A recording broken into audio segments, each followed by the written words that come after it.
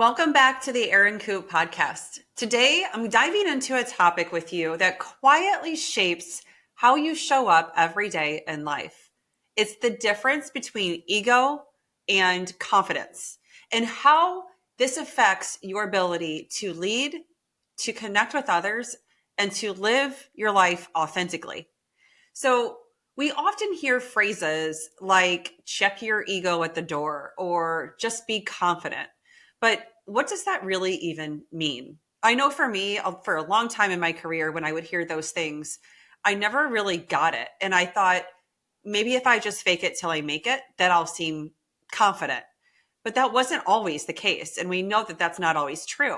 So, how do we know when we're actually leading ourselves or others or a project at work from confidence versus leading from our ego? And when do we know that our ego is the one that is running the show, not who we really are confidently in ourselves? You see, ego can be very, very sneaky. It disguises itself as a strength, but in reality, it holds you back. True confidence, being unwavering in who you are and in your own thoughts and opinions and value that you bring to the table, which is unique to you, that is rooted in authenticity. It is in knowing who you are without needing to prove that to anybody or prove anything to anyone. Today, we're going to unpack how to recognize the difference between ego and confidence and shift towards a more authentic, confident way of leading and living. Now, what brought this topic up for me and the reason I wanted to focus on it at this point, I was on a panel not long ago for a women's event in Chicago, and there were tons of people there, both men and women. But one of the questions that I received was around how do you know when your confidence is leading you down the right path? And I chose to take an angle on this one, which was a little surprising for the audience and yet resonated so much. The number of people that came to me afterwards saying how much this resonated with them was pretty astounding. So what I said is sometimes we have to look at where we're reacting to something that is happening in our lives that might on the surface seem really great. For example, I had several times in my career in corporate where I would be recruited into new roles at the same company or new roles at new companies. I'd have clients pursue me and ask me to work for them, vendors, partners, you name it. And trust me, I am not going to lie to you. There are many times that was extremely flattering. It felt really good. It felt like, gosh, I'm being recognized for the value I provide, and I'm being recognized for who I am. And this feels great. And did I often explore those opportunities and perhaps even want them because, oh, if you're going to pay me more money and give me a bigger title, maybe I should say yes. But what I realized over time is with the mistakes I made in saying yes from a place of ego, from a place of I'm flattered and I'll take the money and I'll take the title, I would often end up pretty unhappy in those places that I had said yes from the wrong place. Saying yes from ego is very different than saying yes from a place of confidence in your authentic self. So that is where the theme for this episode came from and why I wanted to talk about this, because I think a lot of people do this. It's a very natural human tendency to say yes from a place of being reactionary to what may seem really great or like a great opportunity on the surface. Sometimes it's not. Sometimes it's just a test. Sometimes it is literally just your ego being tested. Sometimes it is the conviction you have in yourself and your truth being tested. So consider that and question it.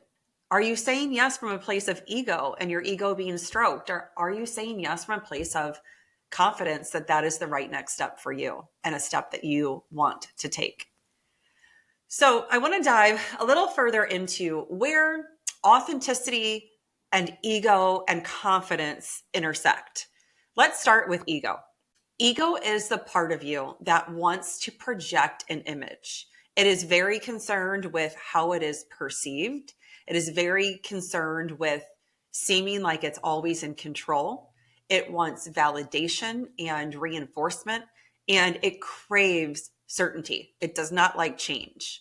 And it's why sometimes you may tend to find yourself over explaining or rationalizing or justifying or even getting defensive and seeking approval for something.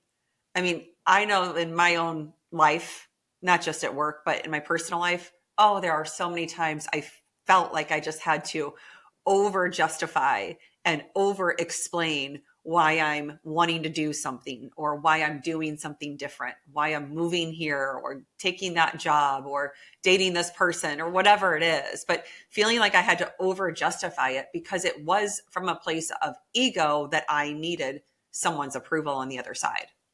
So think about a time where you last were maybe in a meeting and perhaps you spoke up and someone shot you down, or maybe they even took your idea and made it theirs in that very meeting.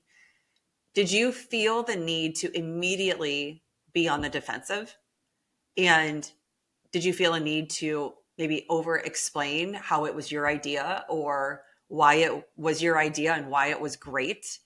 Or perhaps even call the other person out and try to prove them wrong right then and there? If so, that is most likely your ego showing up and projecting itself outward to try to defend itself and remain in control. It does not like to be questioned. But here's the thing, ego is not inherently bad. It actually exists to protect you.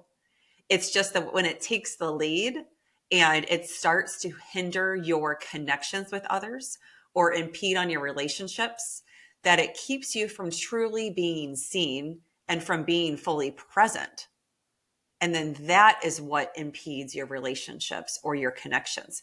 If you cannot be fully present because in your head, you are second guessing and doubting and questioning everything that's happening around you in the room, then you're not truly being authentic and you're not fully allowing yourself to be seen. And trust me, there is a time to call those people out for taking your ideas. It's just in the moment, what is happening for you? Are you reacting to what is happening, or are you calmly giving yourself the space to assess what happened and then address it from a more calm place?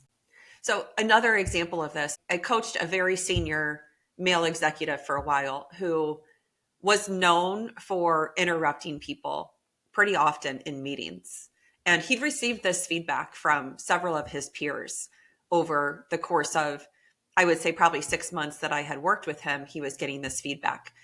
And he wasn't even aware that he was doing it in the meetings, which is where the feedback for him was quite hurtful because he didn't know that he was doing this. It wasn't intentional or even conscious. It was very autopilot. But it came from an ego-driven place where he felt that he always had to be the person with the answers. He felt that he had to be the person to prove that he was the smartest in the room. And he believed that everyone should want to listen to him and his opinions and his thoughts because they were most likely going to be the right ones. Now, there's a lot that's wrong with that, but without diving too deep into his story, what his team felt was unheard.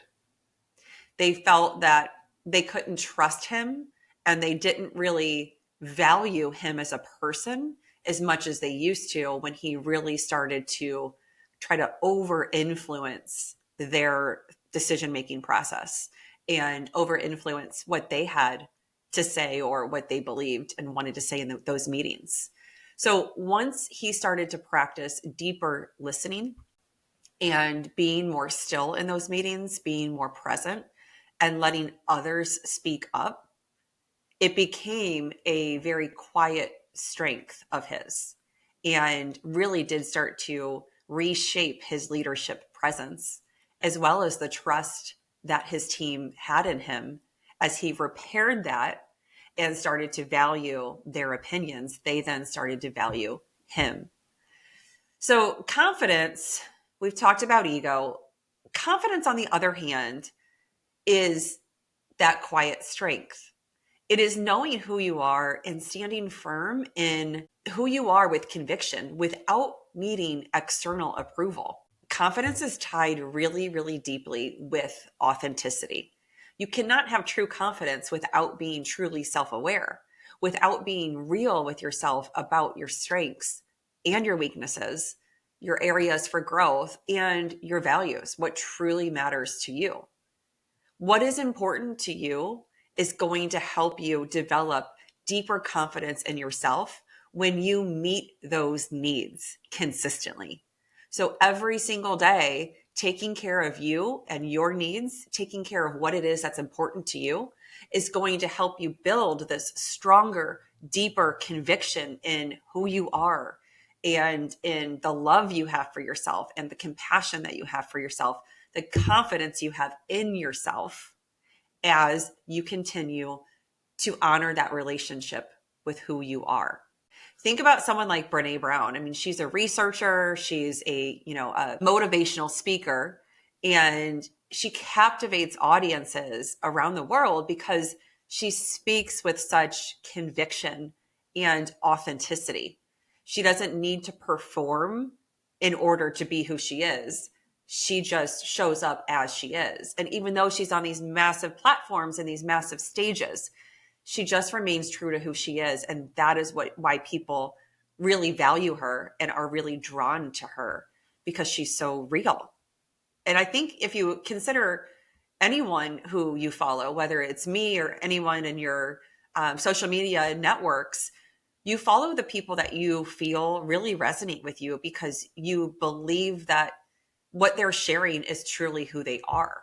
We don't want to follow fake people. We don't want to follow people who talk about things that are in no relation, even close to who they really are in real life. I mean, that is just a given. So let's think about leaders or colleagues that you've worked with in your professional life. Have you ever met someone who dominates every conversation and always needs the last word? There again is ego at play. I once worked with a manager who never admitted that she didn't know something. And instead of asking for input or help, or even just being open and honest about not knowing and just saying, I don't have the answer, but I will research that and come back to you, she would just bulldoze conversations, change the subject, make like really fast decisions, and almost like try to insert her weight in whatever situation it was. And it would leave people really, really frustrated because we would totally see that she didn't have the answer. And we could sense that she was trying to act like someone she wasn't. And her leadership style certainly wasn't conveying any sort of confidence. It was actually conveying insecurity that was masked in control. So contrast that story of that manager with someone that leads with this quiet confidence I'm talking about, who listens deeply and who doesn't mind being quiet while others speak up, who makes space for others to share their opinions and their thoughts, and who doesn't need to have the answers all themselves in order to try to be respected or to try to prove themselves. That kind of confidence is rooted in authenticity. Authentic confidence is magnetic. It is an attractor. It is a superpower. It draws people in. It draws opportunities your way. It builds trust and creates environments where others feel really safe to show up also as themselves and as who they are, and enables them to be more confident in who they are. Ego, on the other hand, is a repellent. It pushes opportunities and people further away from you. So confidence is your attractor. Ego is your distancer. It is your repellent. Confidence fosters connection. Ego does the opposite. So I'm going to talk about how you can shift from ego leading the show to authentic confidence and showing up from that place rather than trying to exert power or project a certain image. Number one, build self-awareness. If you've been in any audiences with me, any workshops, any keynotes that I've done, or you've worked with me in coaching, you know that self-awareness is the number one key aspect of the relationship with yourself that you have to build first. Start by noticing when your ego is speaking up. When is that critical voice loud? When do you feel the urge to prove something to someone? When do you feel the need to control an outcome or to try to control another person and how they think or how they feel? When do you feel that you need to show up from a place of proving and being right at all costs? In those moments, give yourself some space to pause and ask, what am I trying to protect right now? When you're trying to protect yourself, that is when you're showing up from ego. So that is building self-awareness in when is the ego the one running the show? If you find yourself arguing over really minute details in a meeting, ask yourself, am I trying to add value or am I trying to be right? And sometimes the best way forward is to just sit back and let things be. Just let them go and just be yourself in that moment without needing to prove anything. The number two thing, how we're going to shift from ego to authentic confidence, is detach your worth from external validation. This can be so tricky, and we all want validation and reinforcement.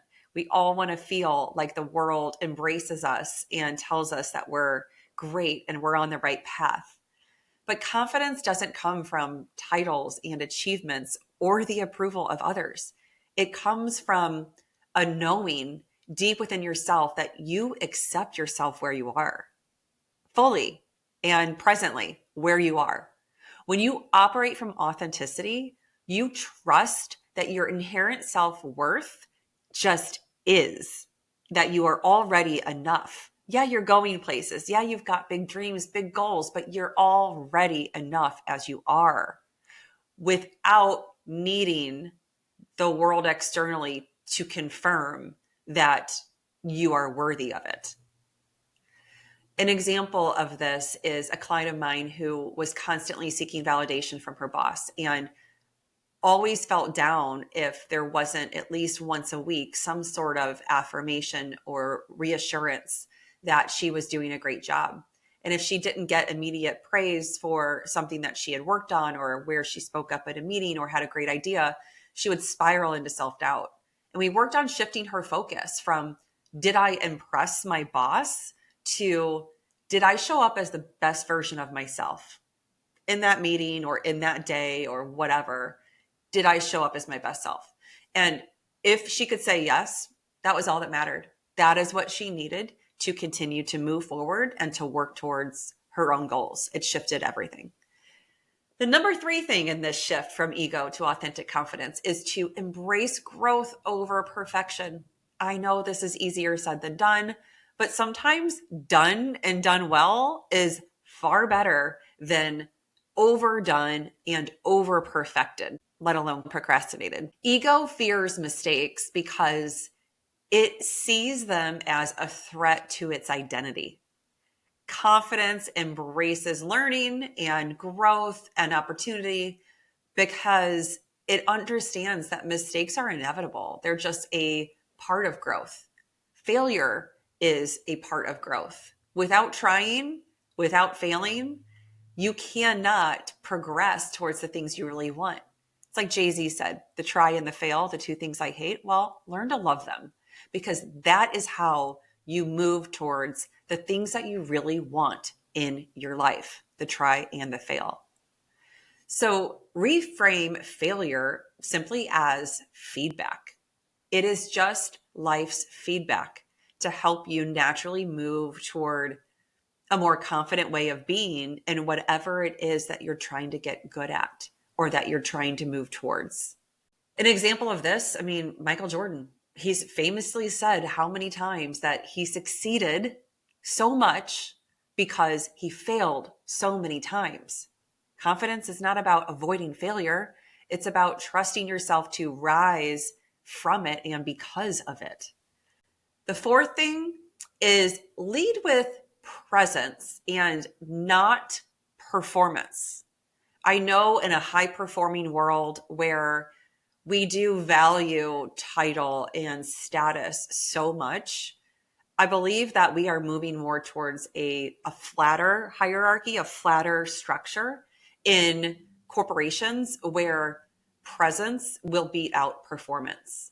Presence in and of itself, I feel like the very definition of that is that someone confidently shows up when they are present. And when they are confident and they are present and they are authentic, they are naturally going to be someone who performs at a higher level because they are going to be self-aware, because they are going to be someone who embraces growth and not perfection. They are going to be someone who understands that the try and the fail are parts of growing and developing, not just as a person, but as an employee and as a leader, and that the business overall will achieve greater results when people are showing up from this level of deep confidence and authenticity and presence. One of the most powerful ways to shift ego to confidence is to be present. When you enter a conversation or a meeting or a decision-making moment in your life, ask yourself, am I showing up to prove something, or am I showing up to connect with others? Confidence is not performing. It's about being present. And presence is the foundation of authentic leadership. Have you ever met someone who just owns the room? Or I know I get asked about this a lot from, in particular, female executives that I coach. Oh, I need to develop my executive presence. I've heard I need to have more gravitas. So when you see someone who you believe exudes that, realize, are they performing? Most likely they're not. If you actually watch them and observe them, most of the time they are just fully with conviction, being confident in who they are, and they're showing up whole, and they're showing up grounded, and they're showing up from a place of acceptance of themselves just as they are. They're not trying to be someone they're not. They're not trying to run the show or steer the agenda. They're listening most often. They are holding eye contact, and they don't rush to fill silence. And that is real confidence, allowing others to also speak up in a meeting, and you taking the step back and just being more present is a huge, huge attractor. And it's a huge message to your teams that you are an inspirational leader. The last and final thing, number 5, is to practice humility and curiosity. The most confident people I've ever met are also the most open-minded people and open-hearted. They ask questions. They invite people in. They are not closed off. They are willing to be vulnerable and transparent. They invite in different perspectives. They don't shut others down. They don't think they're always right, and they don't need to win because they're more interested in learning than being right. When you replace certainty with curiosity, you naturally shift from an ego-driven reactionary mindset to one that is more derived from confidence and from responding from this confident, authentic place within yourself. So an example of this might be, instead of saying something like, I already knew that, try asking, what can I learn from this? And see what kind of shifts happen for you when you just flip to that curiosity instead. My challenge for you this week is to pay attention to where this ego part of you, and we all have one, where is this showing up in your life? Where do you feel the need to prove or control the situation or another person or seek validation? How can you instead shift towards this authentic confidence that we talked about today into deep trust in yourself and presence in whatever room you're in? When you choose authenticity over performance, confidence over control, you not only transform how you lead, but also how you live. If this episode resonated with you, I would love to hear your thoughts. Send me a message on my website or at erincoupe.com. Share this episode with a friend or tag me on LinkedIn and Instagram. And if you're open and ready to this deeper work, I invite you to check out Authentically You, my private cohort program for professionals and leaders in this modern world. We start on April 2nd and we end on April 30th, meeting once a week for 90 minutes on Zoom. And I've got a few spots left. So check it out and apply if you would like to be a part of my next cohort. Thanks so much for spending this time with me today. I'll catch you in the next episode. Remember, the meaning you seek, the answers you yearn for, they often lie within. I encourage you to follow me at erincoupe.com or AuthenticallyEC on Instagram.